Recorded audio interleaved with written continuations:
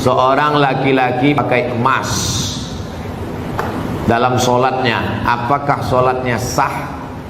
Emas itu bukan babi, kecuali dia membawa rantai babi baru Arab. Emas tidak. Emas kalau dipegang, wudhu kita tak batal, sholat kita pun tak batal. Tapi Nabi mengharamkan pakai emas. Ini mesti dipahami. Emas kalau kita masukkan ke kantong, dibawa sholat, Allahu Akbar, sholat sah. Tapi memakai cincin emas haram. Bapak-bapak yang pakai cincin emas, buka sekarang juga. Tak ada gunanya pengajian. Tak ada guna pengajian. Nantilah mubazir mengaji. Bapak-bapak yang sekarang pakai cincin emas, buka sekarang. Tak perlu tunjukkan, pelan-pelan aja dari bawah. Buka masuk. Balik dari sini, jual.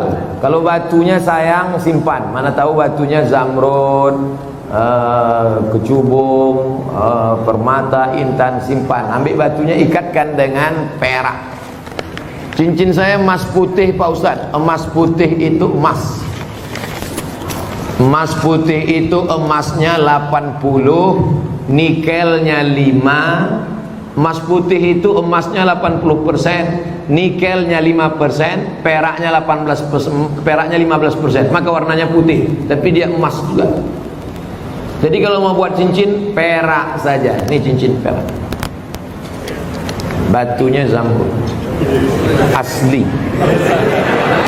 mereknya Casio, Casio orang. Tak pernah saya beli. Kalau sempatlah saya beli sekian puluh juta, lalu kemudian anak yatim tak sekolah, neraka jahanam tempat saya.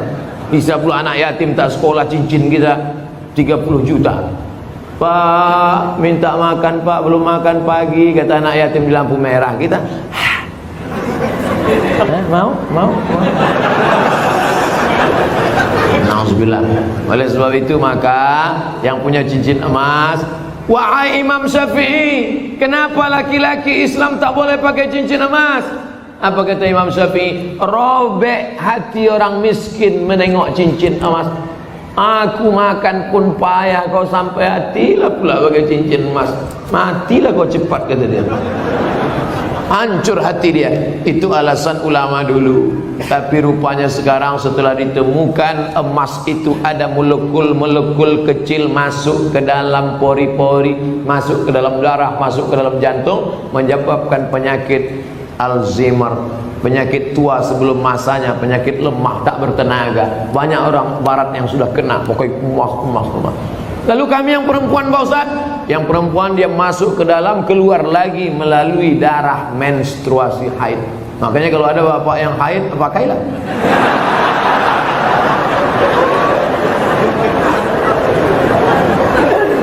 Saya selalu ketiduran, tak dapat sholat subuh. Orang yang tak sholat subuh karena ketiduran, ada hadisnya. Man nama, siapa yang tidur, walam yusalli, sampai tak sembahyang subuh, balas syaitanu fi uzuni, setan kencing di telinganya. Yang tadi tak sembahyang subuh, itu tertulis di sini, toilet setan. Makanya ceramah ini harus terus diamalkan. Balik dari sini, pergi ke toko jam di Tanjung Pinang, cari dia. Mbak, apa jam yang paling mantap di sini? Nah, ini satu. Tanya dia, ada tak jam yang bisa menyipak? Asal jam 5 menyipak dia, kalau pang. Sampai bangun subuh. Ibu-ibu yang membangunkan lakinya, rahimallahu mura'atan, Allah mencurahkan rahmat pada laki-laki, aiqadha ahlahu, yang membangunkan istrinya untuk sholat subuh. Bangun mama bangun ibu. Tapi sekarang tak jelas lagi dunia ini Ustaz. Entah siapa yang membangunkan, entah siapa yang dibangunkan. Ibu tu pula yang membawa air setimba. Bangun. Yang aslinya kalianlah laki-laki yang membangunkan perempuan.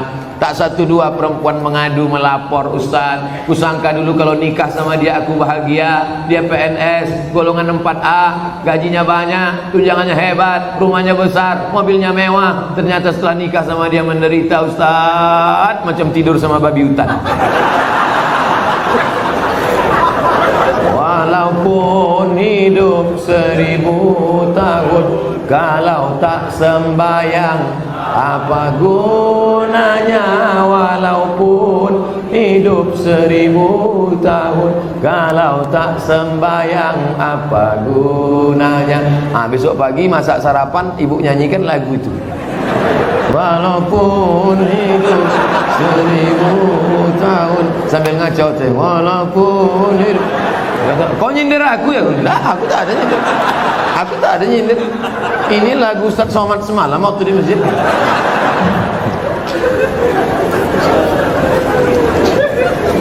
Ustaz, apa sah laki-laki solat di rumah tapi tak di masjid? Laki-laki solat di rumah, laki-laki solehah.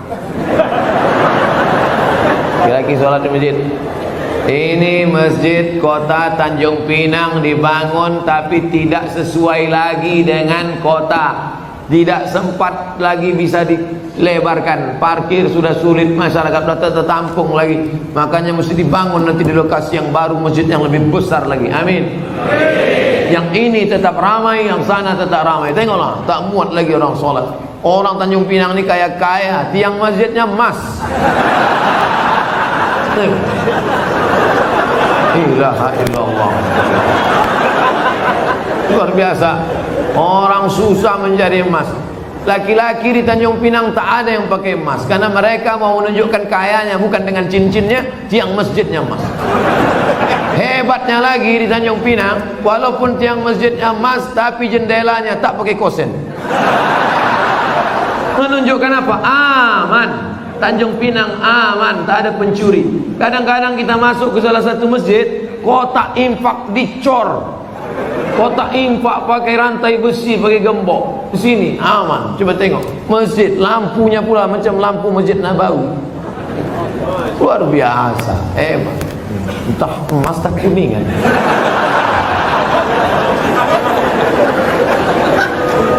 Apa maksud saya? Nikmat yang sudah besar ini maka dibalas dengan sholat berjamaah. Tapi rasanya mengajak orang Tanjung Pinang sholat berjamaah mubazir. Karena sholat berjamaah di Tanjung Pinang, coba tengok, melimpah ruah sampai tak muat keluar-luar. Tengok, itu yang di luar-luar yang berdiri itu juga dapat pahala sholat berjamaah. Kalau sholat, tak sholat mana mau dapat? Layan tayanna, mereka yang tak datang ke masjid, jangan ulangi lagi. Yang sholat di kantor, yang sholat di rumah, yang sholat di kamar, jangan ulangi lagi, kata Nabi. Kalau kalian tetap sholat di rumah, la uharriqanna alaihim buyutahum, ku bakar rumah mereka. Nabi yang bilang, kalau kalian sholat di rumah, ku bakar rumah mereka. Kalau hidup Nabi sekarang bertambah hotspot titik api. Saking banyaknya rumah yang dibakar Nabi, berasap lagi. Ustaz janganlah sebut-sebut asap. Asap Tanjung Pinang ini kan dari kampung Ustaz juga.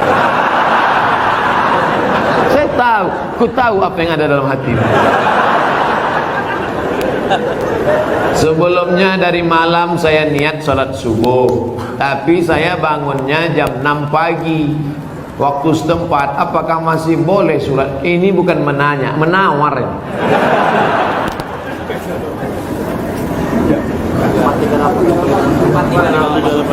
Subuh 438. Imsak subuh, zuhur, asar, maghrib, isya.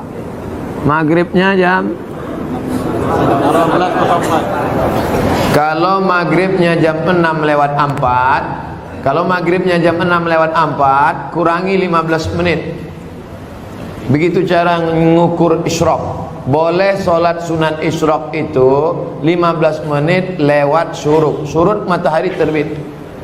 Syuruk matahari terbit. Jadi kalau begitu, syuruk matahari terbit di Tanjung Pinang jam 5.50 tambah 15 menit baru boleh sholat sunat isyraq jam 6:05. Itu jam kita ini imsak ada tapi isyraq tak ada.